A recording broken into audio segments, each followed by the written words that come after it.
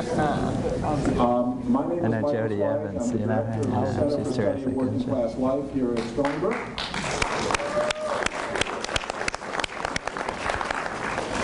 Thank you.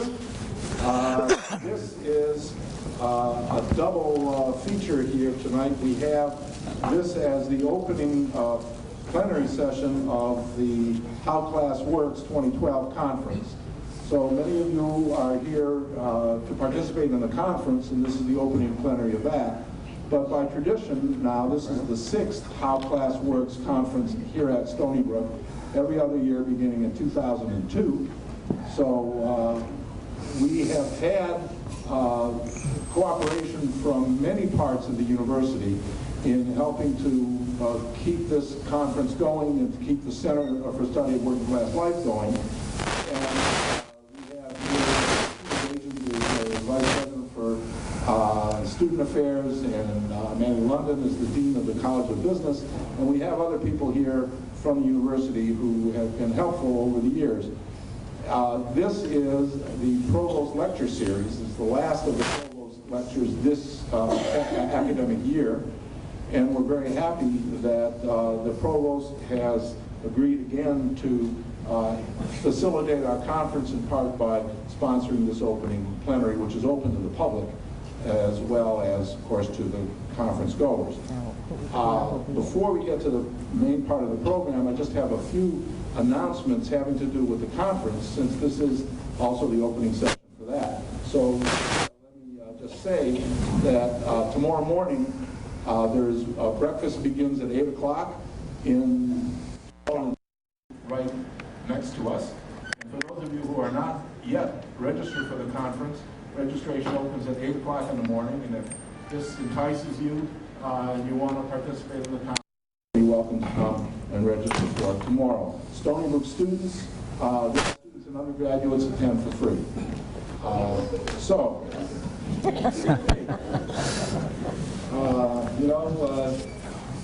This little light of mine, let it shine.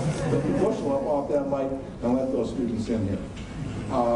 We will be starting the breakfast at 8, and at 9 o'clock is the plenary session on the Occupy movement, labor, and the community, and the experience that those three sectors of the American progressive life had in organizing the May Day demonstration in New York City. So that is free also and open to the public. That plenary session also involved Renee. And then the sessions for the conference begin at 10:45 in the morning upstairs on the 3rd floor of this building. And we try to run those in a really organized and tight fashion. We say it starts at 10:45, we mean it starts at 10:45. If anybody has a digital voice recorder and you can bring it to the sessions, please do, so that we can record them, and then we have them in the university archive so that they are available in the future to the public for educational and research purposes. There is a bookstore that the conference has arranged with the university bookstore. It is going to be upstairs in room 309. The books of, there it goes. So glad.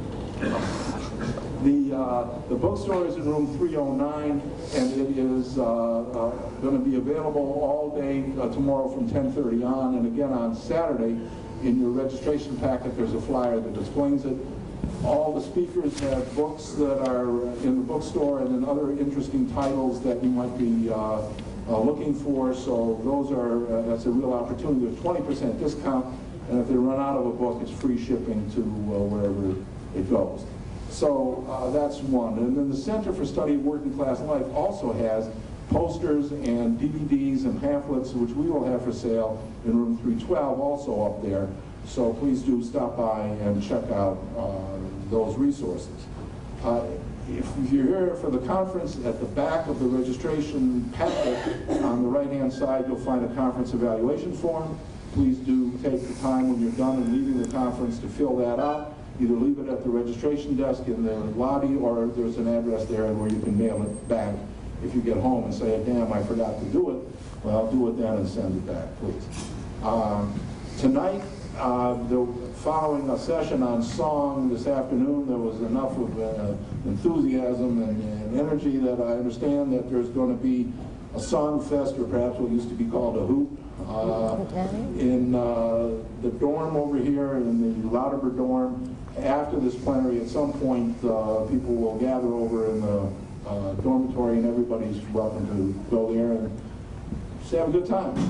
That's the whole point here, isn't it? Isn't that what life is all about?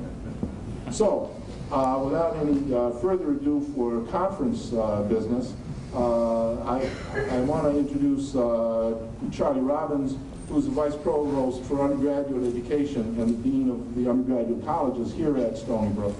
Charlie has a long history of progressive activity in the social world and is now over in the Provost's office trying to advance undergraduate education, and is a long supporter of the kind of stuff that we're doing here. And I'm very pleased that Charlie's here on behalf of the Provost to introduce our speaker.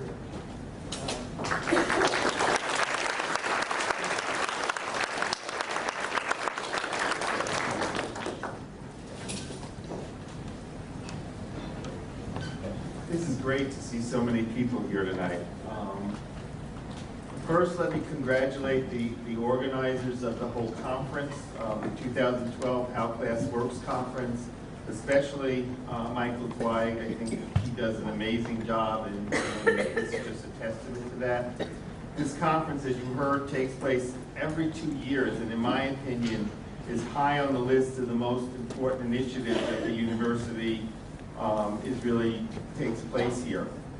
Throughout my tenure across the street at the School of Social Welfare, focusing on social justice, I was always impressed with the work of the conference, but couldn't quite understand why the work of social welfare and the work of the center never crossed Nichols Road together. So maybe we can get something started there.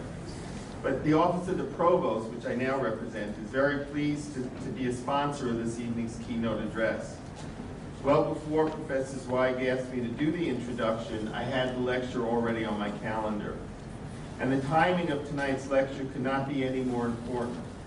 One just has to follow the recent Republican presidential primary fight or Tuesday's recall election in Wisconsin to see what is probably just the tip of the iceberg in terms of the impact of the Citizens United decision on all of our future. Jeff Clements, our keynote speaker tonight, is the co-founder and president of Free Speech for People, a nonpartisan campaign to overturn Citizens United versus the Federal Elections Commission, and thereby strengthen American democracy and Republican self-government. They're working hard toward the passage of a 28th Amendment to the U.S. Constitution that will in effect overturn the ruling. He's the author of Corporations Are Not People, Why They Have More Rights Than You Do, and What You Can Do About It, which is published this year by Barrett Kohler, and I would suggest that you, while they last, pick up a book after the lecture tonight. Jeff has served as the Assistant Attorney General and Chief of Public Protection Bureau in the Massachusetts Attorney General's office. As the Bureau Chief, he led more than 100 attorneys and staff in the enforcement of environmental, healthcare, financial services, civil rights, antitrust, and consumer protection laws. In private practice, he's been a partner in the Boston law firms of Mintz Levin and Clements & Clements. I don't know if there's a first and a second. He graduated with distinction in history and government from Colby College and magna cum laude from the Cornell Law School in 1988. Please join me in a Stony Brook welcome to tonight's keynote speaker, Jeff Clements.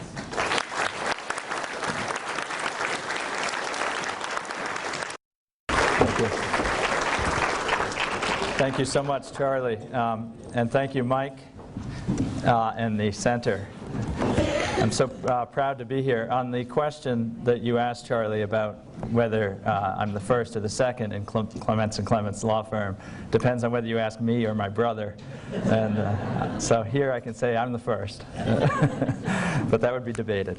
I am very happy to be here with you all tonight, and honored to be asked to give both a provost lecture as well as the keynote to this fantastic conference.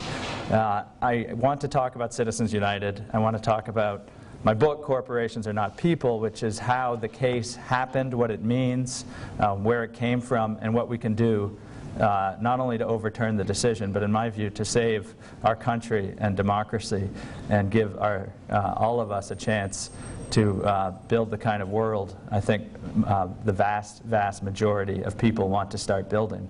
But first let me just say a word or two about class. It's not my subject area. I'm sure there are people here who know much more about how class works in America than I do. I think like a lot of Americans, I tend to hope, perhaps, that class isn't an issue we have to worry about because, of course, we all come from somewhere else and we left our class issues behind in our old countries, and here in America we're all equal and free, and that we all can leave the class struggles behind, and that and that anyway there's just one big giant middle class anyway. So what are we worried about? After all, Mitt Romney and free speech for people truly is nonpartisan. I really mean that. You'll see. I'm going to talk about the amendment campaign. Of Republicans oppose Citizens United, want to overturn the decision. It's very important that we hold this American coalition together and not beat each other up, no matter what the professional politicians do with this. But I sometimes can't help talking about Mitt Romney because he says things like corporations are people, my friend. And on this one he was talking about class in a sense, and I couldn't help noticing as I was thinking about coming here tonight. And he was talking about the tax, basically resisting the idea that maybe we should raise taxes on the rich. And he said that he who has recently reported wealth of $250 million said it's not those at the low end, and it's certainly not for those at the very high end. It's for the great middle class, the 80 to 90% of us in this country. So that's Mitt Romney and everyone else. We're all just one big middle class. I can't, like a lot of Americans, can't really go into how class works, but that's why this conference is so important, and Mike's program is so important, because we know it's there and it's real, and if we don't acknowledge it, we have trouble moving forward. But I think part of the reason why Americans don't emphasize class so much is there's a great, important, and very large kernel of truth about the story of America. And it is a myth of the giant middle class. It's not 90%, as we know, and it is a myth that we leave class behind when we come to America. But it's not a myth that we are embarked on a remarkable project in this country, that we did set out 240 years ago to make real a very unlikely, radical notion that we could build together. We could build a republic of free and equal people who'll govern ourselves.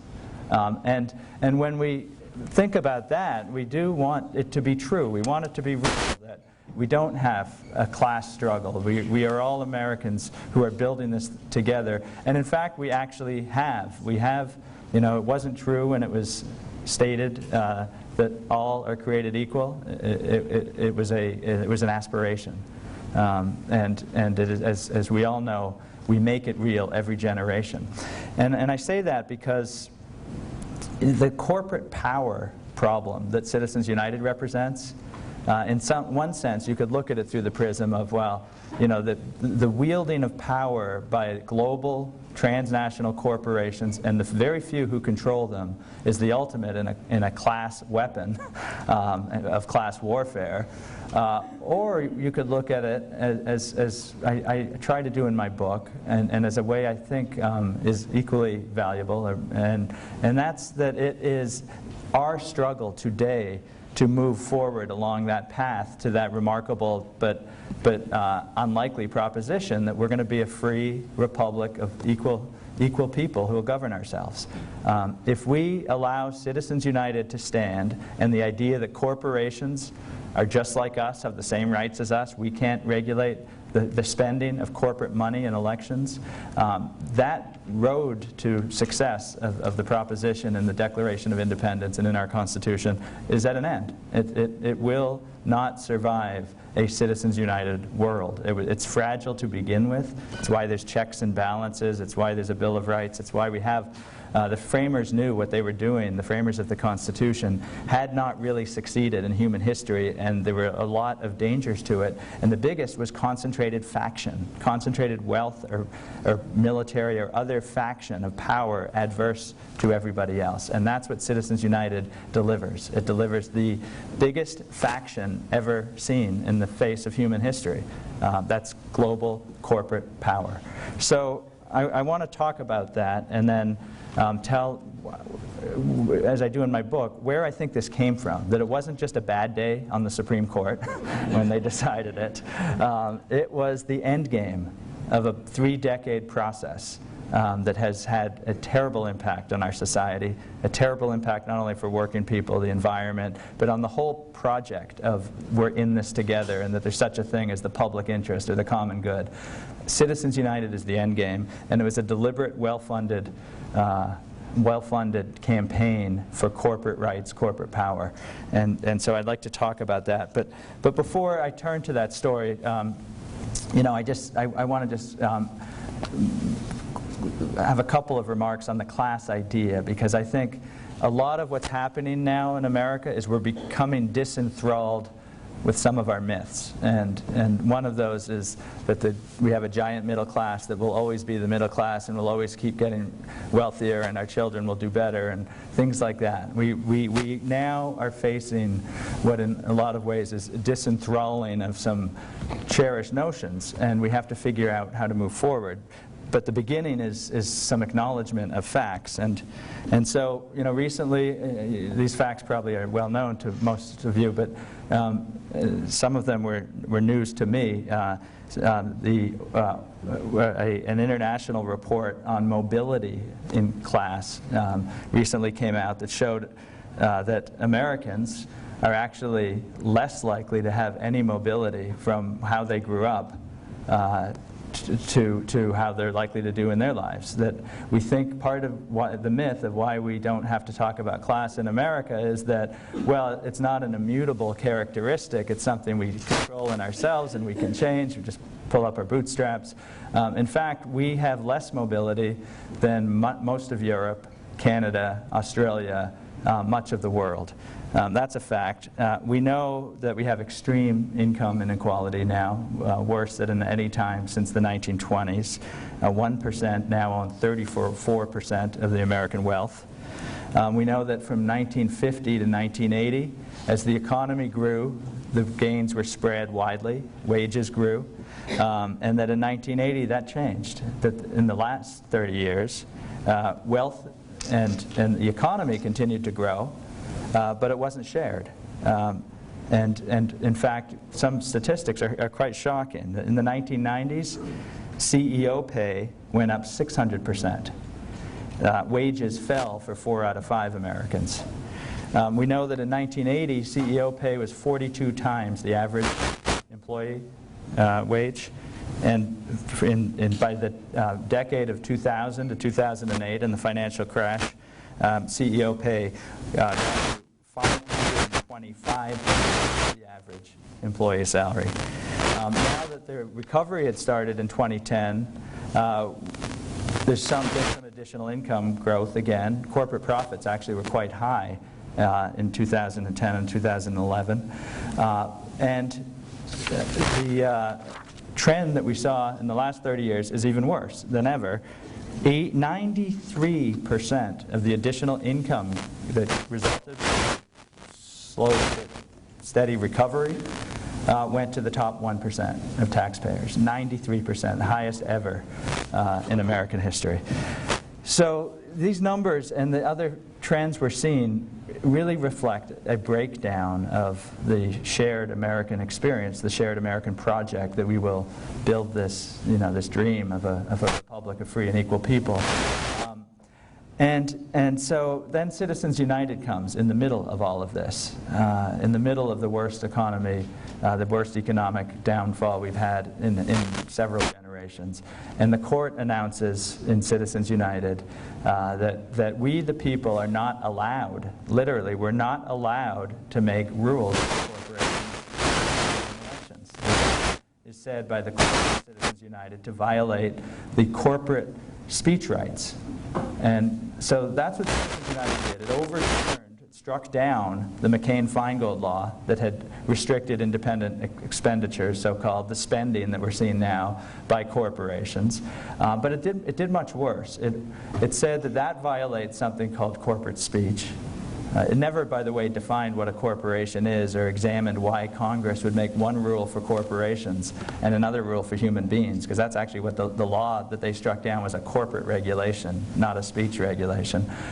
They instead used words like, Congress can't make different rules for some speakers, but not other speakers. Congress can't silence some voices.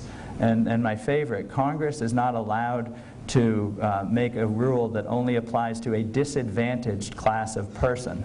And that's what Citizens United said in striking down this corporate regulation. But it was worse because it also, they went out of their way before a decision to overturn a century of law. And by that I mean, number one, they struck down a case, they said it was wrong, overturned it, called McConnell versus FEC, which in 2003 said that the very same restriction on spending, corporate spending in elections, that Citizens United struck down, that case only 6 years earlier had said it's perfectly constitutional.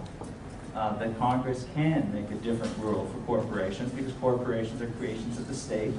The state, we the people, give corporations privileges like limited liability, perpetual life, things that come from us in our laws that we pass to enable corporations to exist. They don't exist in nature. They exist as creations of the government. And so the McConnell case had said that it's fine for Congress to make a different rule because corporations, the advantages we give them in the economic sphere can be leveraged into the political sphere to destroy the government outformed by the people. Citizens United said that's wrong. Well, it was only 6 years ago. What changed? Well, number one, Chief Justice Rehnquist died, and number two, Sandra Day O'Connor retired, replaced by Samuel Alito and Chief Justice Roberts. And the Supreme Court's not supposed to be like, we won an election, let's have a new vote. It's supposed to be the law. And that was one of the many troubling things about Citizens United. But they went further. They overturned a 1990 case that said states are perfectly entitled to limit corporate spending in elections. And they essentially upended the entire balancing that Americans have tried to do since the founding about corporations. That they're very useful economic tools, but all the way back to Jefferson, Madison, other founders, they were even then talking about corporations can be useful in the economic sphere, so maybe we should allow states to charter them, and Congress to charter corporations, but very dangerous in the political sphere, so we have to be careful. Thomas Jefferson, the key of the, we have to water the tree of liberty with blood every 20 years, always very colorful. He said that he wished to crush in its birth the moneyed aristocracy of corporations that dare already to challenge our government. And that was the most early, primitive corporations compared to what we have now. That trend, James Madison said the same thing, they may be necessary evils, but they're only with limitations and guards. That view that we have to keep an eye on corporate power is a mainstream American view, carried all the way up. Teddy Roosevelt pushed through the first ban on corporate spending in elections in 1907, the last progressive era, trying to respond to a Gilded Age. So this is mainstream. The court threw that all out in Citizens United. And now all of that would be bad enough, but it doesn't even end there. And that's why I think it's so important that we recognize what Citizens United is about. It's not just arcane, complicated campaign finance law It is a case about power. It's about who makes the rules in this country. And when Citizens United said, we the people are not allowed to make rules about corporations, even though we the people enable corporations to exist under our state laws, that's a direct challenge to every one of you, to me, to all of us. Now, we can decide not to see it as a challenge. We can say, well, okay, the court spoke, we can live with it. But if we don't think we can live with it, we have to respond. And so, you know, not long after the decision, when we launched Free Speech for People, we went down to Washington, met with Donna Edwards, a congresswoman from Maryland. She was one of the first to introduce, she was the first Congress representative to introduce a constitutional amendment to reverse Citizens United. And I'll talk more about that in a second. But she said, looked at us and she said, you know what, this is like the Dred Scott decision. And you know, it took me a minute to think about that because you know the Dred Scott decision, as you probably know, 1856, before the Civil War, slavery fighting to expand, not contract and go away. The country divided. The Supreme Court, in its wisdom, said, well, we'll settle this. And 9-0 in the Dred Scott case, they ruled that African Americans, and here's a direct quote that's still in the law books, our Supreme Court reporters, to our shame, the African American has, quote, no rights that the white man is bound to respect.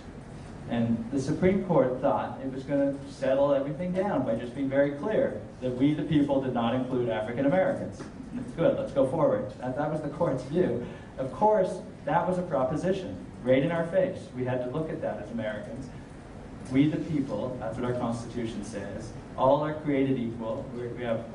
We rest our whole country on this idea that we're a free republic of equal people who are going to govern ourselves. And the court is telling us that because of skin color, a whole bunch of us aren't included. And that, of course, led to the Civil War, the founding of the Republican Party, as the abolitionists went from being sort of a fringe thing to a mainstream American proposition that we had to push back. And that's what Donna Edwards meant. This is another one of those cases where essentially we are being offered a proposition, transnational corporations of any kind are a part of we the people. We're not allowed to limit their spending. We have to essentially share this experiment with these global corporations. And Donna Edwards and many others know that won't work. We can't do that. That will kill the experiment in we the people of actual real human beings. And to emphasize that, I mean, just think about it. The 100 largest corporations alone had $13 trillion in revenues in the 2008 election cycle. 100 corporations, $13 trillion in revenues. You know, I hate to say it, but we can all send our $25 checks in, but you know, it won't make a difference if you're looking at that. And you know, one of the other aspects of this, of course, is those who contribute large amounts of money, because people will tell you, well, the super PACs that we're now seeing, it's not just corporations, it's billionaires too. Well, that's true. I'm not sure why we should be comforted by that. But we have to recognize, I think, the nexus between the global corporate power and you know, and I don't mean this disparagingly, just as a fact, a very small elite that controls global corporations at any one time. It's why you're seeing CEO pay go to extreme levels. And it's been that way even before Citizens United. If you look at the statistics for who contributes money to elections, less than 0.1% of Americans contributed the max $2,300 in 2008. And that amount of money was 60% of the total contributions. So 0.1% of Americans actually contributed money that added up to 60% of the total. Those super PACs, 80% of the money came from 196 donors. 196 donors. 93% of the itemized funds raised by super PACs from individuals came in contributions of at least $10,000. So this is exactly what people said would happen with Citizens United. That American citizens are turned into, at best, consumers. You know, we watch, we don't get to play, we watch, and then we're supposed to vote like on American Idol or something, as the game has been funded by a very few, very large investors. So Citizens United can't stand, but to overturn it, we have to understand, and we will overturn it. I mean, I'll have a lot of bad news tonight, but the good news is the case will not survive. I'm confident of that. There are so many positive developments. In many ways, it is an opportunity because, like Dred Scott, it said something out loud that people felt, you know, uneasy about already, and now, fine, it's out there. We can address it. But in thinking about how we overturn it, I think we really need to be careful about being clear and just enthralling ourselves, if you will, about what it actually is, what the decision means, and is it really just about money, or is it a larger call to address the problem of corporations and global corporations that have immense power, and that if we fix election contributions, are we really doing enough? And to me, I say no, and my book will explain why, and I'll give you a short version of that tonight, because what we really have to do as citizens is not because corporations are evil or the enemy, or just because they're big, powerful forces in society that need balancing. And we have to renew the old American tradition that we've drifted from in recent years of bringing this idea that corporations need balance and citizen accountability and democratization from the sort of fringe back into the mainstream where it belongs, and I think that's what's happening. And to see that, I want to go back to where this case came from. It wasn't just a bad day on the court, I said, so how did it happen? And everybody hates it, by the way. I mean, some people try to defend it, but very weakly. But the vast majority of Americans are opposed to Citizens United. The polling shows that, by any measure. So how did it happen? I think you have to go back to Earth Day, April 1970. Not the Earth Day that we've seen lately, which is sort of a pale shell, unfortunately, of its original purpose. But the original one, in April 1970, 20 million Americans came out into the streets. Some of you may have been there. And if you weren't, look at some photos of it, and you'll see, again, mainstream Americans from all walks of life out in the streets because of essentially a problem of externalized corporate costs onto the public. That we had a century of industrialization, and we had rivers catching on fire, we had air so toxic, literally the children and elderly were dying. We had absolutely no control on the externalizing of the toxics and the waste and the burdens onto the public, and keeping the profits within the corporations. And the American people came out and said, enough. We cannot survive like this. We cannot survive, literally, if we don't change. Not just a little thing, not just tweaking, but basic structural change. That's what the Earth Day was about. And you can see that when you look at the reaction, and you can also get a glimmer of memory of what our democracy used to be like, how responsive it was. You know, Richard Nixon was in the White House, and after that Earth Day, and what happened? Within a few months, literally a few months, it started and it had been completed within a few short years, the first Environmental Protection Agency. EPA did not exist until Earth Day, and created by Richard Nixon.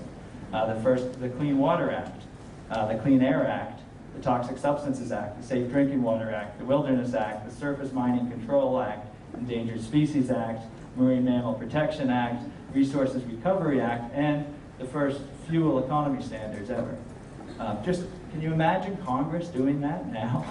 I mean, just this massive change in what the deal was. And now was, okay, we want a good economy, we want a strong economy, but we also need to build in to that system sort of a way of capturing the toxic results of it, but also of leveling the playing field. It wasn't bad for the economy. It was good for the economy because we had new innovations, new companies that could actually compete better if you weren't allowed to dump the waste onto the public. You had companies coming up with technologies for Clean Water, Clean Air Act compliance, things like that.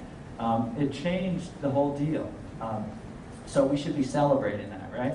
Well, there was a man, I'm going to tell a story now. My friend Dennis out there said I need to tell a story or two. This book is essentially a story of how we lost our democracy. The main character is Lewis Powell. Does anybody know Lewis Powell? Some folks know Lewis Powell. He was a Richmond, Virginia lawyer in 1970.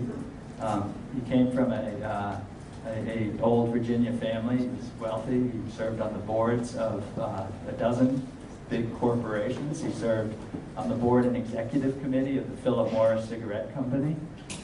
And he was an advisor to the Chamber of Commerce. And he looked at Earth Day and some other, signs that democracy was actually functioning very well. It wasn't always pretty, it was often messy, but democracy was pushing for change that people wanted, and people were getting that change. He was appalled and worried, and he wrote a memo called Attack on the Free Enterprise System. And it's a remarkable document. It goes on for some pages. It was a memo to the Chamber of Commerce. And he basically outlined a game plan to the Chamber to end this sort of, responsiveness of Congress and the government to the people. He called for a multi-year, as long as it took, organized corporate takeover, essentially, of government. And you may think I'm exaggerating. You can check out the memo yourself. Much of it's in the book, but it's also online. That's new, by the way. It was secret at the time. But here's some of the things he said in this memo as a way of responding to these developments.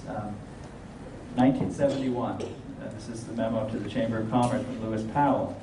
But independent and uncoordinated activity by individual corporations, as important as this is, will not be sufficient. Strength lies in organization, in careful long-range planning and implementation, in consistency of action over an indefinite period of years, in the scale of financing available only through joint effort, and in the political power available only through united action and national organization. And if you don't think this is Citizens United is about power, Powell's memo said, political power is necessary. That power must be assiduously cultivated. When necessary, it must be used aggressively and with determination, without embarrassment and without reluctance. Now, again, he's talking about corporate power, corporations funding and organizing this. And he says, especially with an activist-minded Supreme Court, the judiciary may be the most important instrument for social, economic, and political change. Now, all of us maybe sometimes see something going on and we write out our rant.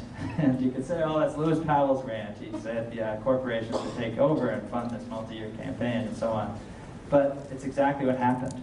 The Chamber took it seriously. The Chamber of Commerce took it very seriously. They formed in response to the National Chamber Litigation Center and started boosting intense lobbying efforts. And I want to say a quick digression on the Chamber of Commerce. It's not like, as you may know, it's not like your local chamber in your town.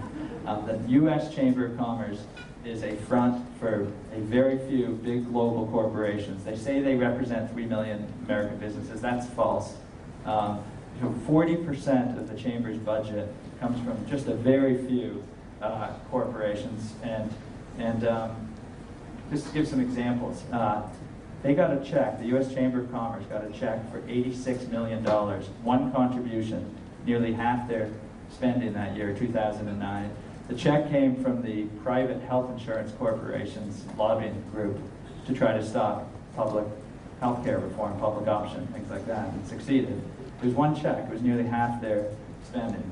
Now, why didn't they just spend it? Why did they run it through the chamber? So they could make it look like American business was against healthcare reform, when of course American business was actually bearing the burden of a dysfunctional healthcare system that single payer or public option probably would have significantly improved, not only for all of us, but for business as well. But by running it through the chamber, it looks like, okay, maybe business is somehow against reform.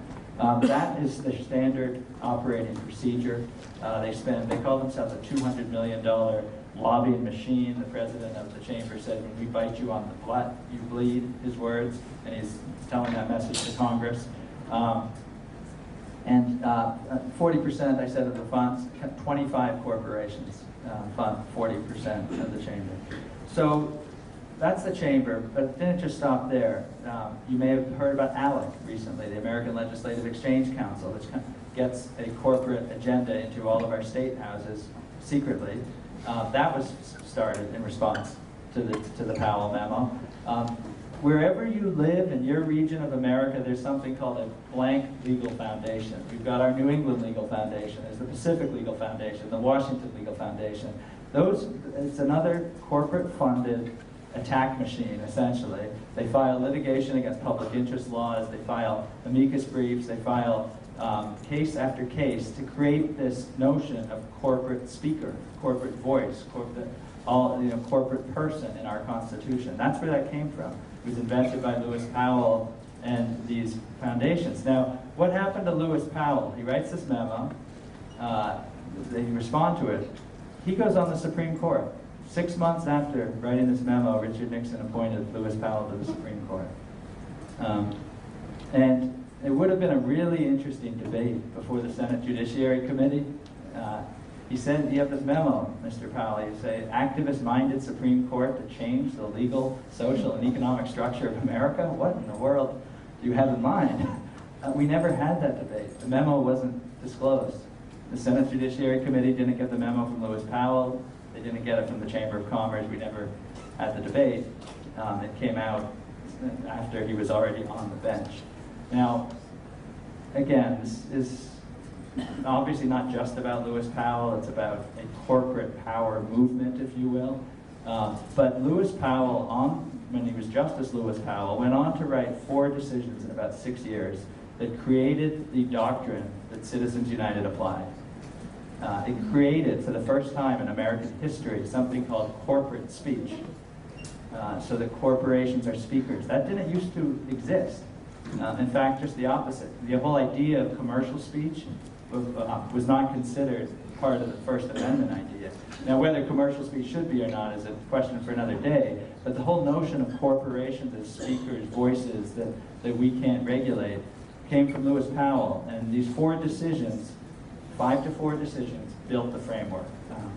And I won't go through all of them, but let me just talk about one, because in a sort of conference on how class works, it raises some interesting questions. This was a case called Bellotti versus First National Bank of Boston. It was in 1978 from my now home state of Massachusetts. And Bellotti was the Attorney General. And remember, in his memo, Lewis Powell had said corporations have to organize, they have to work together, they have to fund multi-year efforts to take power. And it wasn't just those groups I mentioned that responded.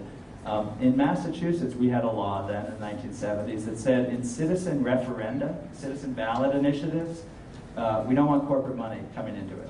The ballot initiative for citizen vote on something, corporations keep corporate money out of it. Of course, executives, shareholders, directors, employees, they can all do whatever they want to do as individuals, but the corporate funds were not supposed to be used in citizen ballot initiatives under Massachusetts law. Well, Bank Boston, First National Bank of Boston as it was known then, Gillette Corporation, and Digital Equipment Corporation got together and sued to attack that law.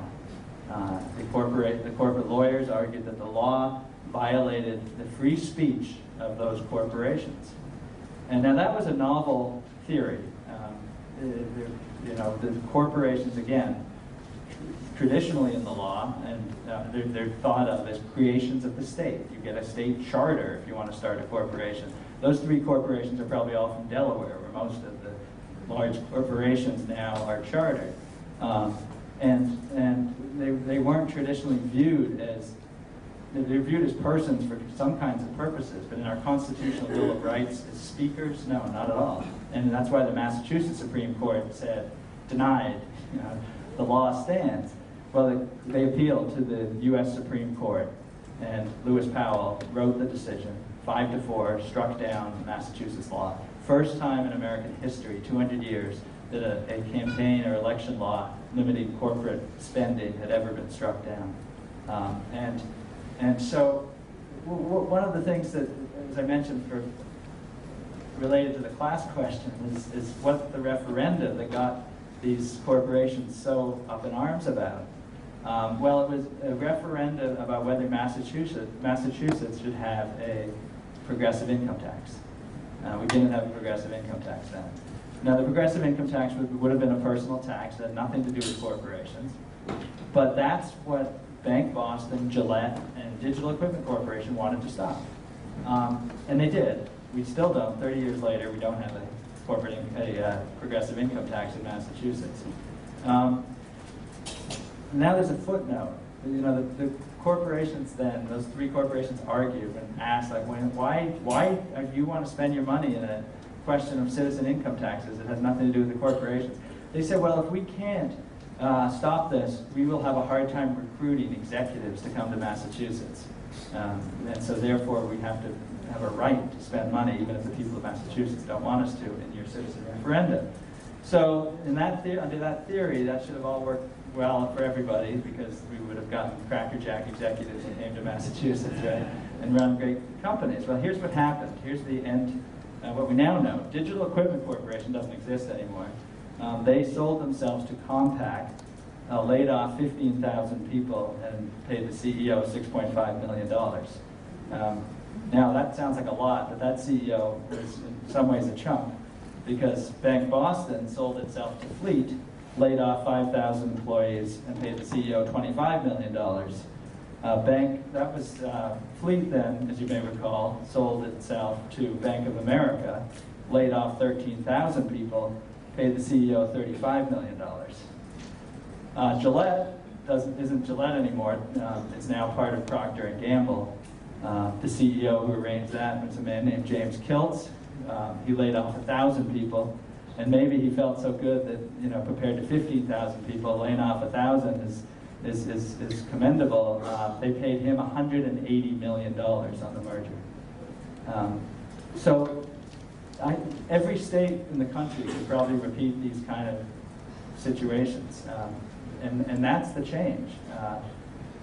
In the Bellotti case that Lewis Powell wrote back in 1978, it was a question of power. Do we, the people, have power to decide who participates in our citizen referenda? We lost that. The power was exerted, and we saw the results. The other cases were environmental cases. Environmental laws struck down under the theory that utility corporations are speakers and voices that can't be, quote-unquote, silenced, or in other words, regulated. So those are the cases, and Lewis Powell went off the bench in the mid-'80s. But that theory kept going, and it ended in the Citizens United case with the ultimate. You know, not just state law, not just environmental regulation. We also, by the way, had cigarette, tobacco regulation struck down. We had a law in Massachusetts, 1,000 feet buffer zones around schools for Joe Camel and cigarette advertising, because we knew they were illegally targeting children. That was struck down as a corporate speech violation. This kept going until it ended in Citizens United. And I want to just give a few illustrations about why it's not just a constitutional lawyer obsession. It should be an obsession of all of us, about why it's corporate power, not just spending money in elections. And one story is, I tell in the book, is of Dexter Randall. He's a dairy farmer in upstate Vermont, the Northeast Kingdom, as they call it, organic dairy farmer. And in the 90s, he heard about Monsanto developing something called RBST, recombinant bovine growth hormone, essentially.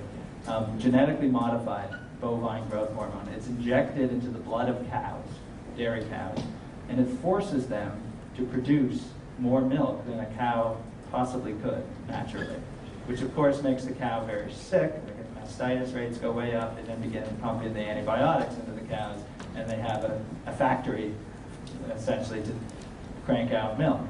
Now, there's a lot of questions about this, to say the least. In the 90s, there were studies showing serious human health impacts of milk that came from cows treated this way. The social impacts, certainly, for organic dairy farmers like Dexter Randall, who were hardly getting rich on milk prices, and hardly, you know, the last thing they needed was genetically modified milk flooding the market.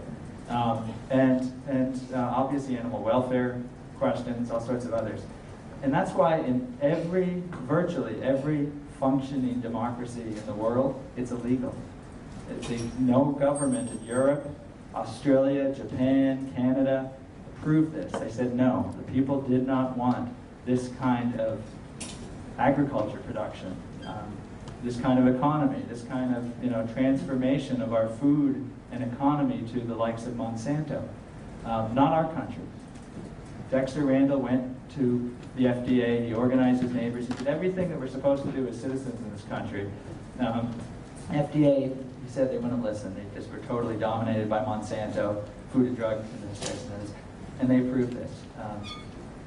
He didn't give up. He went back to Vermont, and they passed a law after a lot of work, overcoming the Monsanto lobbyists, which takes some doing, I'll tell you, to require that on the label of dairy products, it would be disclosed that the milk or ice cream or butter came from cows injected with RBST. We would at least have the knowledge, and we could decide for ourselves whether to buy that or not. Or we could buy Dexter Randall's milk. Maybe it would cost a little bit more, but we would be able to make that choice. If people didn't care about RBST, they could make that choice. Now, Monsanto opposed this vigorously and argued, how can you be against disclosure? How can people not have the right to know what's in our food? And they said it would cause fear and uncertainty. And so we shouldn't be able to do that. And they went further. They said, you go ahead and you pass that law, we're going to strike it down. It's a violation of our corporate speech right. They won that case. They did sue. That Vermont law got struck down. And people would say, well, what speak? We want, if you call them speakers if you must, but we wanted them to speak. Tell us, is it in there? They said, Monsanto said, no, you don't understand. We have a right not to speak when we don't want to. And so that's what it has come to, where every other democracy on the planet doesn't even allow this, let alone is prevented from disclosing it to us. We have it. We're not allowed to know about it because we'd be fearful and uncertain, perhaps. And we are prohibited from making a law like that because that's said to violate the constitutional rights of the likes of Monsanto. So that's just one example, and there's many others. I'm sure you all could talk about them as well. But I think I'll just close with perhaps the saddest one before turning to the good news. And that's what's happening in West Virginia and Appalachia with mountaintop mining removal. If you want to see what the future of America looks like under a corporate-dominated government, go to West Virginia. 500 mountains don't exist anymore. They're gone. 500 of the Appalachian Mountains, some of the best, most precious ecosystem on the planet, have been destroyed to get coal out without actually having to employ too many people. It's not for jobs. Mining jobs have actually gone way down in the past decades because it's much more efficient if you can blow up a mountain, get rid of the mountain, dump it into the rivers and streams and the valleys, and just take the coal out that way. It's absolutely outrageous. Bobby Kennedy calls it a criminal enterprise. I think he's quite right about that. If you or me or any of us filled 10 feet of a stream, we'd be worried about DUP or going to jail. 2,500 miles of headland streams in Appalachia are gone. They've been filled with the mountain rubble that has been blown off, and the mountains are gone. Communities are destroyed. They're literally gone. And people lived in these areas. They were told to move on. I was down there last June and talking to people who are used to drink fresh mountain spring water. They're driving 50 miles to get bottled water because their water's destroyed. And then it all came to a head with the Upper Big Branch mine explosion in Massey Energy's coal mine. 29 mine workers were killed. And in the report as to how it happened, it's a remarkable document actually, because instead of the usual just, well, it happened like this, and then going very technical about what sparked what explosion, 29 workers died, oh, isn't that too bad, onward. They said, no, this happened because Massey Energy corrupted the West Virginia government and the federal government so that the government was no longer doing what it was supposed to do to enforce the law and protect workers. The Massey had 62,000 violations of mine safety laws. They were never not enforced, even though they noted 62,000 times they violated. They had 13,000 violations of Clean Water Act. Nothing was done. And as a direct result, according to this report, and any other report that looks at it, 29 men are dead as a direct result of that, on top of all the other damage. That is out of control corporate power, and it's coming to all of us if we don't do something. The United Mine Workers did a report on that explosion. The title of the report is Industrial Homicide. And that's what it was. That's what it was. So what are we going to do about this? That's what Citizens United is validating. Citizens United is saying that not only this is the way it is, Citizens United is saying there's nothing you can do about it. That if you want to control corporate spending, no, you're not allowed to. That there's something called the free speech right of corporations. You want to try to get accountable corporations? No, you can't. So we can live with that or not. And fortunately, there's so many Americans who are saying, no, we can't live with that. We're going to change it. And it's nonpartisan.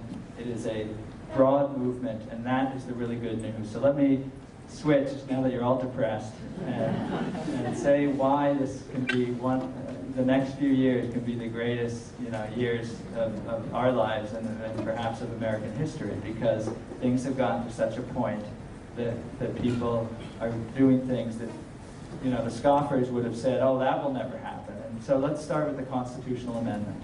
Maybe you've heard about this movement. There's a lot of groups working on it. We launched Free Speech for People on the day of the decision to build a constitutional amendment movement, a 28th Amendment, to say that corporations are creatures of the state. They don't have the same rights as people in our Constitution. That we can regulate spending in elections. And why do we need a constitutional amendment? Well, we've done that 27 times before. 7 of those were when the Supreme Court ruled in a way that Americans said, no, that is not what we're about. Just like that Dred Scott case. The Supreme Court ruled women don't have the right to vote. The Supreme Court ruled we're not allowed to have a progressive income tax in America. That got overturned by a constitutional amendment 7 times. And so the question for us is, are we somehow weaker than people who came before us? Those struggles were just as hard, faced just as big odds, and they won. And we have to win this one. We have to get a constitutional amendment to overturn the court. It's how the system is supposed to work. It's why we have Article 5 of the Constitution, which says that we can amend the Constitution. It's a big lift. We need 2/3 of Congress, 3/4 of the states to ratify what 2/3 of Congress does. But let me give you some good news. So in only 2 years, we have millions of Americans who've signed petitions to support a constitutional amendment. There are now more than a dozen amendment versions already introduced in Congress. The People's Rights Amendment, which is a very important one in my view because it goes at the corporate power piece as well as the money in elections. It's one of the few bipartisan ones, and it's been introduced by Congressman Jim McGovern of Massachusetts, but with a Republican co-sponsor, Walter Jones of North Carolina. Has over 25 co-sponsors, and it would say corporations do not have the rights of the people under our Constitution. They're subject to regulation as the people see fit. And that's one of many. As you may have heard, Senator Sanders has an amendment as many. And that's a good problem. We do need to get down to 1 or 2 in the end, but that is a good debate. We're seeing lots of good versions of these amendments. But we can't just wait for Washington. We can't say, oh, Congress, get it done, Congress, get it done. We have to organize and build this movement, just like all those other campaigns did to get America to stay on this road to this republic of free and equal people. And so how are we doing that? We're organizing in communities across the country. People are doing it organically. We have lots of tools on Free Speech for People, Move to Amend, People with America, lots of common cause. There's lots of tools out there, but they have to be used by the people, and that's what's happening. Hundreds of cities and towns across the country have passed resolutions saying Citizens United is wrong, we need a constitutional amendment to reverse it. Congress sent an amendment reversing Citizens United to the states for ratification.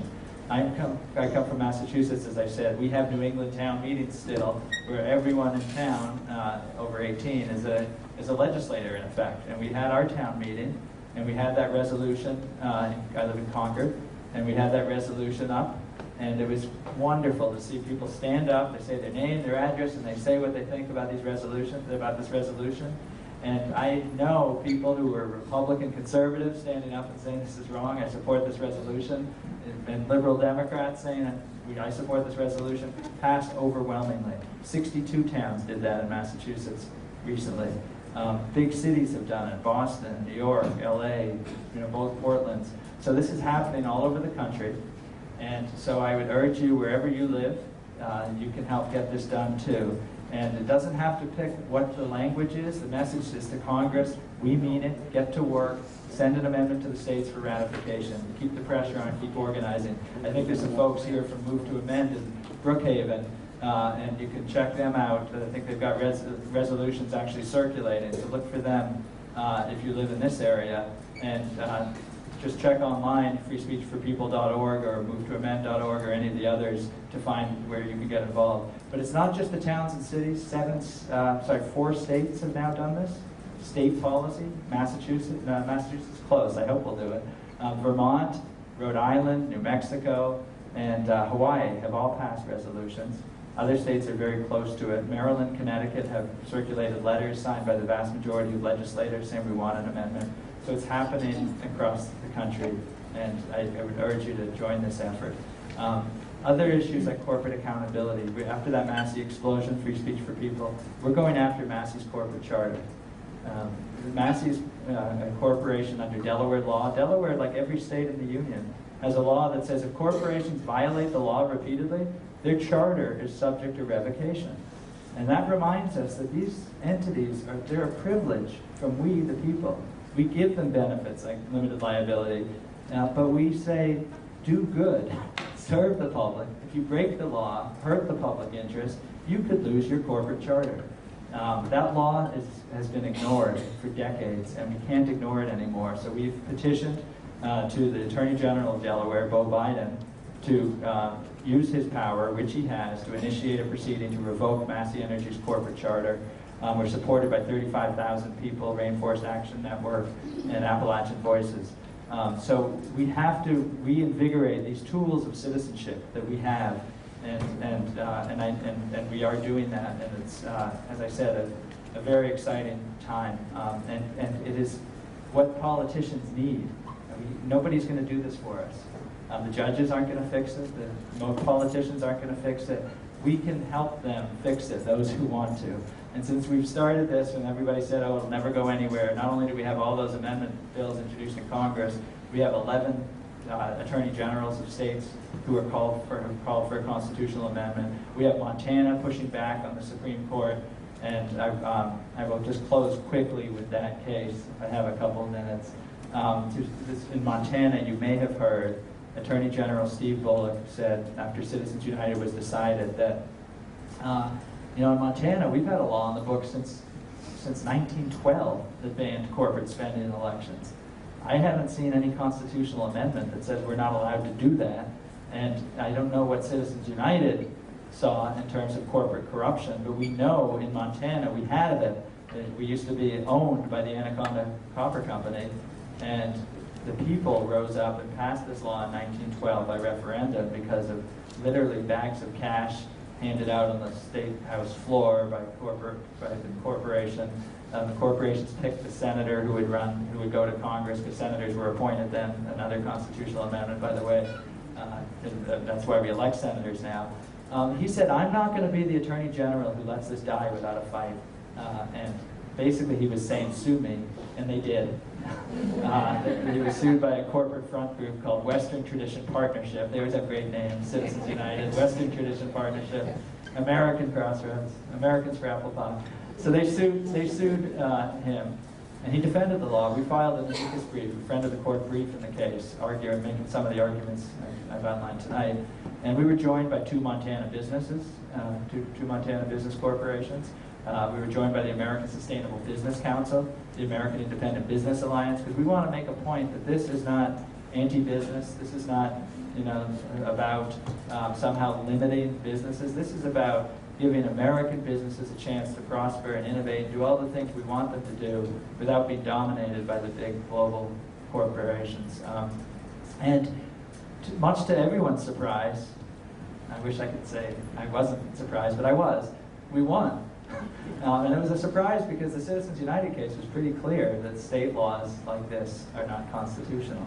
But we won 5-2 in the court. And the justices, the 5 justices said in the Montana Supreme Court, not the U.S. Supreme Court, the Montana Supreme Court, they said that, okay, we see Citizens United, but Citizens United couldn't have meant even if we have overwhelming evidence of corruption by corporate money in elections, we can't do anything about it. So we're going to assume that the court didn't mean that and say even under Citizens United our law stands. Well, 2 justices said, nah, we can't do that. Citizens United is the law of the land. We're a state Supreme Court. We have to follow it. One of those justices, though, Justice Nelson, went out of his way to say that although he thought they had to follow Citizens United, he didn't like it. And I just want to close by reading what he said. He was a Republican justice, appointed by a Republican governor. And I say that because, again, you have to realize this is an opportunity for Americans to come together and win the struggle of our times. Because just listen to what Justice Nelson said. Well, as a member of this court, that's the Montana Supreme Court, I'm bound to follow Citizens United. I do not have to agree with it. And to be absolutely clear, I don't. For starters, the notion that corporations are disadvantaged in the political realm is unbelievable. Indeed, it has astounded most Americans. The truth is that corporations wield inordinate power in Congress and state legislatures.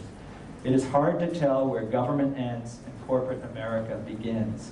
The transition is seamless and overlapping. Again, we're beginning to see, coming back to the mainstream, things. If you heard that, you would have thought, oh, that must be some radical. No, it's a Republican Supreme Court justice in Montana. And he says, lastly, I'm compelled to say something about corporate personhood. I find the entire concept offensive. Corporations are artificial creatures of law. As such, they should enjoy only those powers, not constitutional rights, but legislatively conferred powers that are concomitant with their legitimate function, that being limited liability investment vehicles.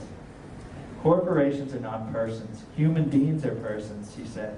And it is an affront to the inviolable dignity of our species that courts have created this fiction, which forces people, human beings, to share fundamental natural rights with soulless creations of government.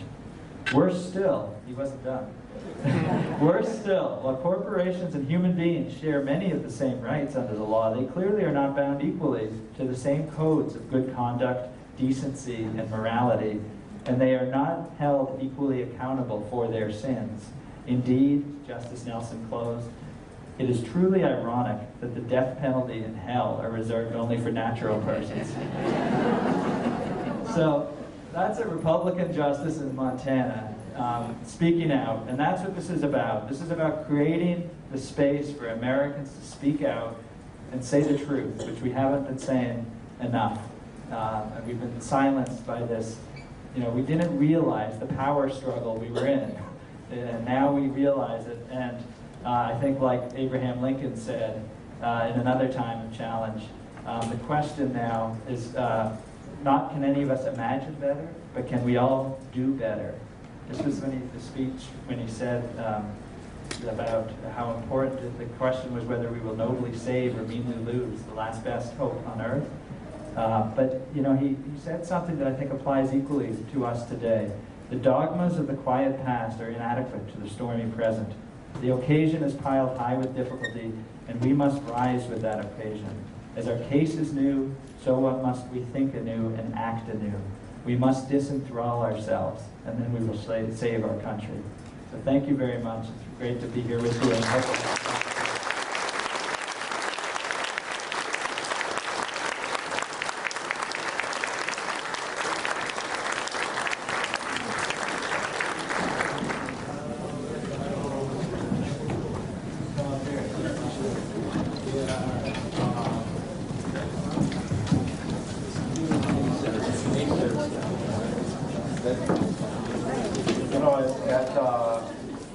I think it was County Park, but it might have been other places.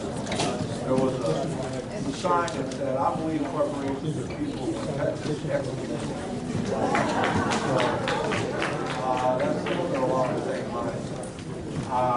Here's what the evening has in store for us. Be out of this room, out, gone by 9 o'clock. There are books over here, and we'll have a book signing, so we should save, I would think, at least 20 minutes for that. And so I would say that we have 20 minutes for questions and commentary and discussion. I will ask, let's see if this goes down here. Or if anybody can figure out how to get this going. Let's just come on down over here if you've got a question. I think that's the way to do it, because I don't have a mic that is standing. I can repeat the question too. What? I can repeat the question when I answer. All right, why don't we do that way? You ask your question here, and Jeff will repeat it quickly. Jeff, there are two issues. One is the ability to contribute unlimited amounts of money, and the other is to do it anonymously. Could you clarify for us what Citizens United said about that second thing? Sure. So the question is about disclosure, and what did Citizens United say about that? Well, actually, Citizens United said we are allowed to have disclosure laws. The reason we don't is because Citizens United struck down the McCain-Feingold law, which banned this kind of spending we're seeing now. So there was no disclosure requirement because it was illegal. You didn't disclose it, you just didn't do it. So Congress could have passed a disclosure law after Citizens United. It got filibustered in the Senate. The Disclose Act did not pass. We should do that. It is not a fix, though, in my view. It's a necessary thing, but not nearly enough. You know, a lot of this is known. We don't need disclosure to know Sheldon Adelson is spending $15 million and now probably another $10 million through super PACs. We don't need disclosure to know Alpha Natural Resources, the coal corporation that now owns Massey Energy, is spending hundreds of thousands of dollars, probably a lot more, but that leaked out. They actually probably want politicians to know. You know, corporations like Target that deal with consumers have to be careful, and they hide it because people get really mad when corporations are meddling in our elections. Some corporations like coal companies, they don't deal with us as customers. They deal with utility corporations or Chinese utility corporations. They want politicians to know that they're going to spend to take them out if the politicians oppose them. So disclosure, it's a crime that it hasn't happened, that we don't have disclosure laws now, but let's not settle for that too. So thank you for the question. It's a good one. Citizens United does not prevent disclosure. I think this, I'm told, now works, and I believe it does. So, here's the question. Become brief, please. Okay, just as a footnote to that, NPR today had the actual speech of Justice Kennedy when he read the decision, and he specifically said that disclosure laws were okay. Right. And it was actually 8-1 on that score. Justice Thomas was the only one who thought disclosure laws were unconstitutional. Well, let me ask you just to follow up on that. My understanding of the disclosure law is that companies can get away from that by setting up shell companies. Yeah. And the disclosure is that ABC Corporation is given the money, but who the hell is ABC Corporation? So you do have disclosure of the proximate sources of money, but you still can't find out, even with the disclosure law, where the money really comes from. Yeah, right? Yeah, that's absolutely right. So you may hear, oh, super PACs have to file reports with the FEC. So what are you complaining about? They do. And if you can look at the report and see that, you know, Americans for Apple Pie gave $10 million to a super PAC. Who gave the money to Americans for Apple Pie? We don't know. So I'm making up the name, of course, but it's called a C4 corporation. It's another entity. So they can set up that intermediary shell corporation to put the money into, which then makes the contribution to the super PAC. So when it's reported, you don't really know where it came from. Isn't C4 an explosive? Yeah. Yeah, it is. On that issue, I think Steve Colbert explains it better than anyone. Yeah.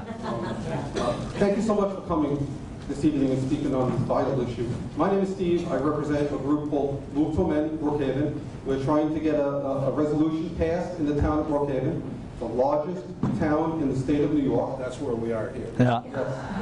Yes. I knew that. We have members all around the room. Please, folks, before you leave, please, it's important to our politicians loathe to bite the hand that feeds them. We're going to have to move this from the ground up. We have to show that there's a movement behind this. Before we get their attention, please sign our petition. And Mr. Clement, we're going out in the community, we're meeting civic groups, chamber of commerce, clubs.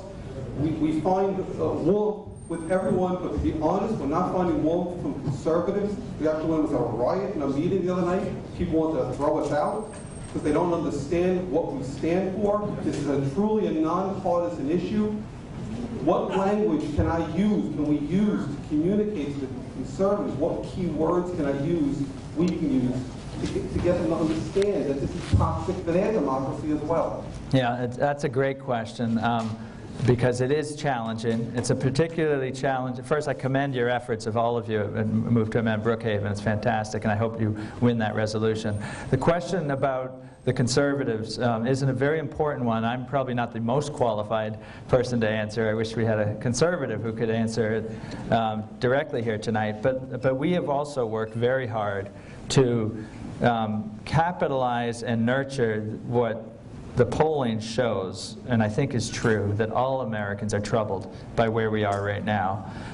The problem is we're also in the middle of an election. And as we saw in Wisconsin, there are short-term advantages for one side to get a lot of money. And I think it would not be controversial to say Republicans are getting more of that share of the money liberated, if you will, by Citizens United. And so my advice, for what it's worth, is we have to not give up. We have to not get frustrated and go back to attacking conservatives as wrong. And your comment about language is a really interesting one, because there almost are two different languages now. I didn't realize democracy was a bad word in some quarters, but it is. And not a bad word as such, but you will hear, hold it, we're not a democracy, we're a republic. It's okay. So now I say Republican democracy, small r, small d, and that's right, we are a republic. The concern about small government is a real, valid one. That's, many Americans believe we should have a more decentralized government. We should have more local controls of everything. And that, that's a big argument. I think we have to ask patiently, work with them, look for spokespeople who recognize that small government won't happen with global corporate control of the federal government. And I talk about some examples in the book. If you're concerned about debt, if you're concerned about big government, Citizens United is a disaster for you. The corporate control of Washington feeds big government, and not the good part of big government. Medicare Part D is an example. Passed under the Bush administration, bipartisan support, written by lobbyists for Big Pharma. And the law prevents the government from negotiating for Medicare prices. So we are paying a massive amount, billions and billions of taxpayer dollars straight into the corporate treasuries of the big global pharma corporations. That's because of government control. And I think we just have to look for the issues and look for the people who recognize their issue, even if they're conservative, or especially if they're conservative, is threatened by big transnational corporate power over our government.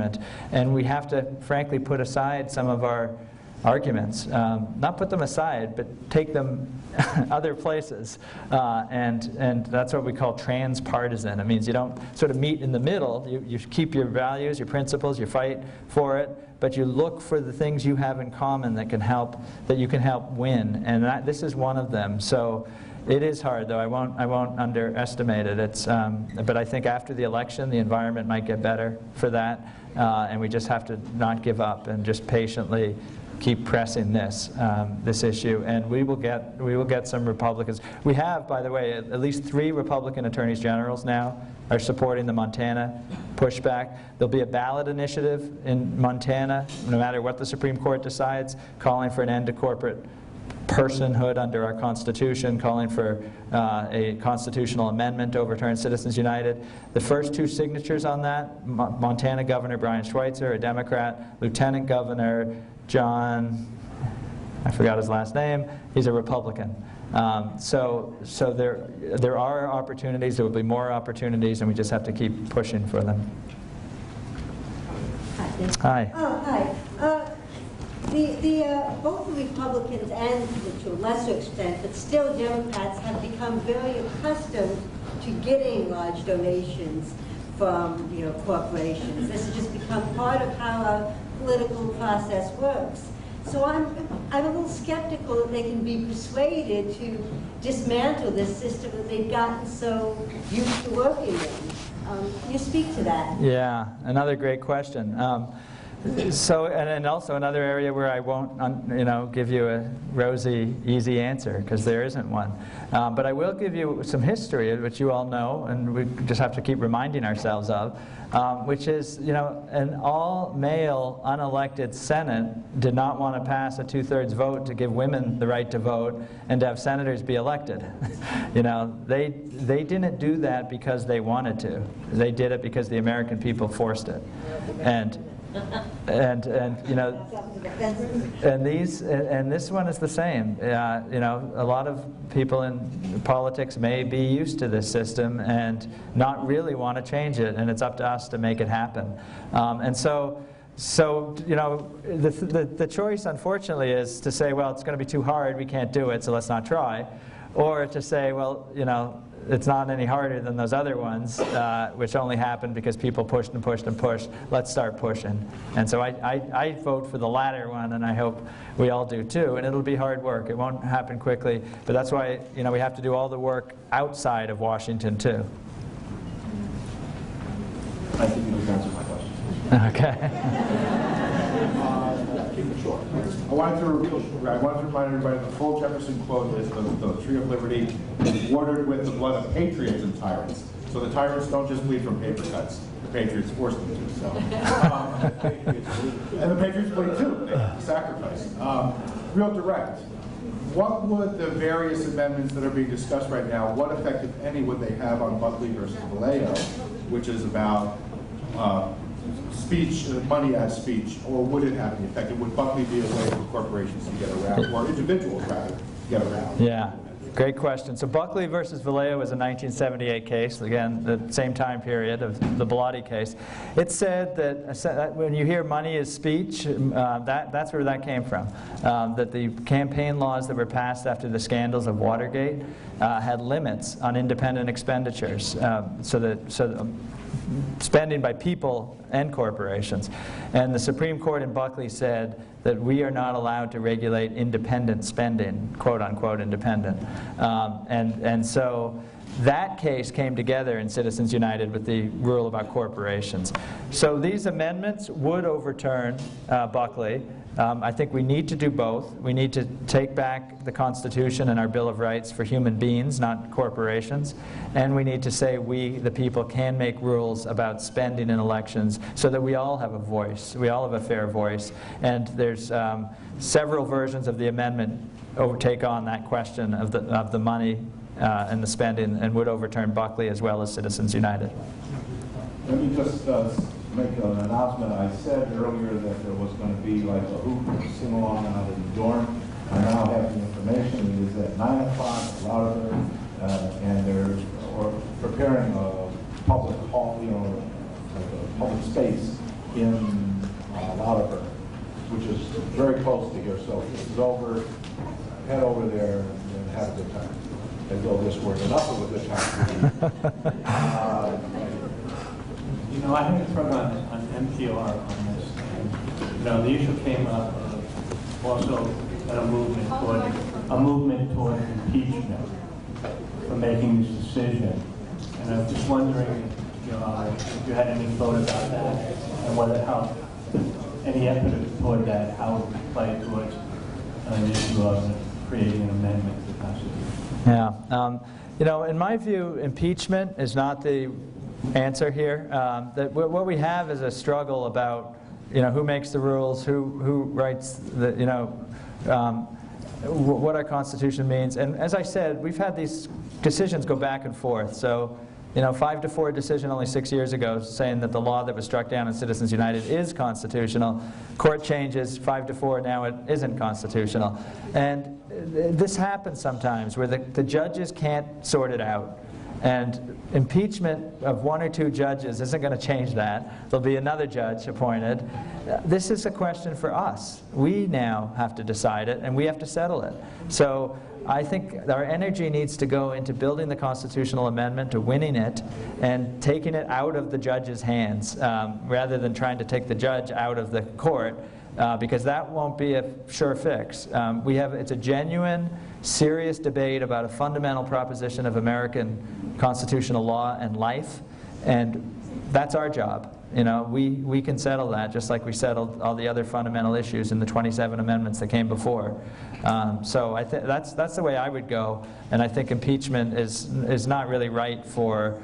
This court is as corporate-dominated a court as I think we've had in our history. I used to say the Gilded Age court was the most corporate court ever. I think they've outdone them. I get as angry as anybody else about the politicization of the court. But in my view, we have this wonderful tool, Article 5, where we have the last word, and I think that's how we should do it. Yeah, let me just interject here on myself for a minute here with a question following up on this. You know the old fable about the mice and the cat? The mice are playing around and the owner of the house gets a cat. The cat comes and captures the mice and eats a mouse. And the other mice get very upset, they run away, and the next night the cat is back and eats another mouse. And then the mice get together and say, you know what we need to do? We need to protect ourselves, we need to know when the cat is coming. And so one mouse has this really smart idea. We're going to put a bell around the neck of the cat. And then when the cat approaches, we will hear the bell ring and we'll all run away.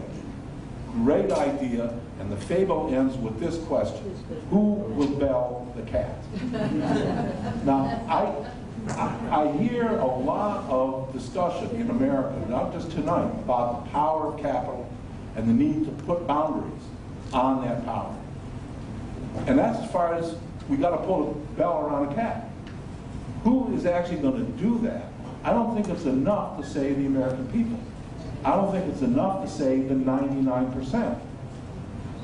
This is a country where the majority of people is the working class. This is a country, if we're going to talk about democracy and empowering the majority of the people, it can't escape the question of class. And we have to understand that exactly the court and the direction of the Powell memo for 40 years has been also to dismember organized labor, to dismember the organized power of working people. And if we don't find a way to respond now for the next 30 or 40 years with our own Powell memorandum to empower working people, not just through unions, but through every possible means of public organization, and to call it out explicitly that that is what we have to do, I don't think we're going to win.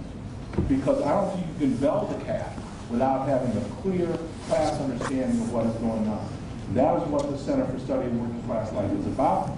That is what this conference, How Class Works, is about. Because exactly what you've been talking about tonight, Jeff, is how class works, except it's their class. And now we have to get ourselves organized as us. And to the question about what do you do with small business, small business is just like workers in some ways, that they are living under the thumb of big corporations.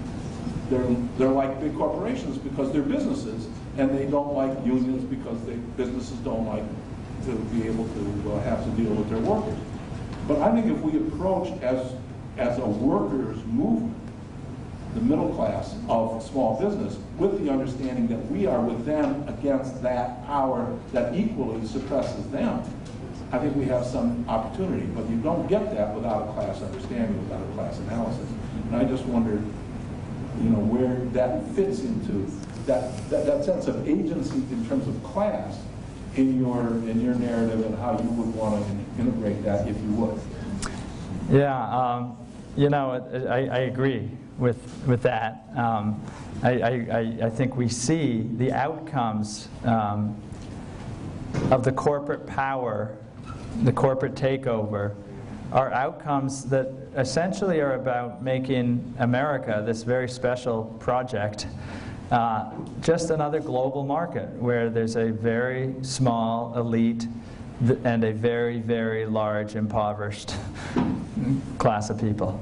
That's the stakes. And you know, you're right, of course, about, you know a lot more than I do about it, about the labor movement's destruction being part of the agenda. In 1970, when Powell wrote that memo, about 35% of American private employees were members of labor unions. And that, of course, that's what built the middle class. When we had a middle class, it was because of labor being able to negotiate and force and press, not just negotiate, but demand the wages and the benefits that created the middle class. That's gone. You know, we hear about labor in the battle in Wisconsin.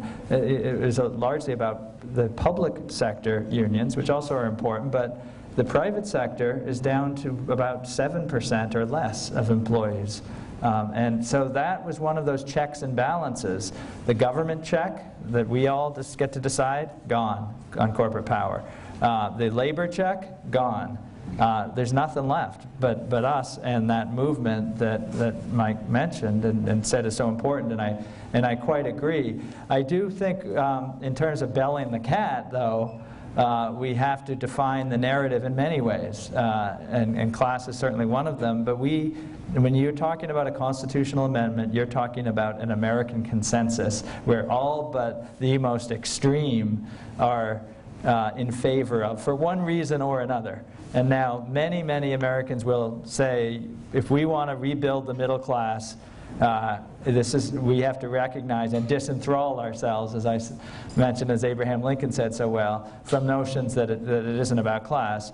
But for others, we have to have other arguments, because we need 3/4 of the American people to come on board this, and that's what I am working very hard to build, and I hope all of us will work hard to build. And we don't pretend that the class issues aren't there. We don't pretend this isn't about a corporate elite impoverishing the vast working class, but we say that and more, because we also want to have a competitive, innovative economy that succeeds in a global world.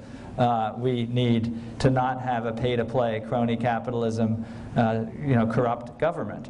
The American economy is innovative and vital when it is, because we have freedom and a functioning, stable democracy, and that's also at risk. So I think there's a whole lot of different arguments, and if all those amendments where people belled the cat they never would have thought possible passed for all kinds of reasons. The progressive income tax, I understand. Imagine being the folks who had to pass an amendment to get an income tax. But part of the reason is because the people who wanted the Prohibition Amendment had to explain, well, all that tax money that the government gets from selling booze, who's going to replace that? So there are weird, strange allies to say, well, I guess we need a progressive income tax to fix that. And so, belling the cat will take everything. It'll take all the narratives we can muster, all the energy we can muster. And if I can say one last story, I'll talk about Doris Haddock, Granny D, who some of you may know. She passed away at 100 about a few months after Citizens United was decided. Granny D, in the 90s, decided, she lived in California, and she decided she was fed up with corrupt pay-to-play politics, and it wasn't nearly as bad then as it is now. And she was going to walk to Washington from California to give them a piece of her mind. And she did. She started walking. And she didn't know how she was going to get there. She didn't know, who was going to feed her. She knew the general direction, and she started walking. And people came out to walk with her. They took her in to stay overnight. They brought her food and walked with her. Parts of the way she cross-country skied when the snows got high. And she was 89 years old. She turned 90 in the process of going 3,000 miles across the country to tell those what's in Washington to get some control on money and politics. And my colleague at Free Speech for People, co-founder of the organization with me, John Bonifaz, has been fighting these election integrity, voting rights, and money in politics fights for a quarter century, was there along with Senator McCain, Senator Feingold, and many others to welcome her when Granny D finally arrived in Washington. And in part, that led to the passage of the McCain-Feingold that sadly the Supreme Court struck down.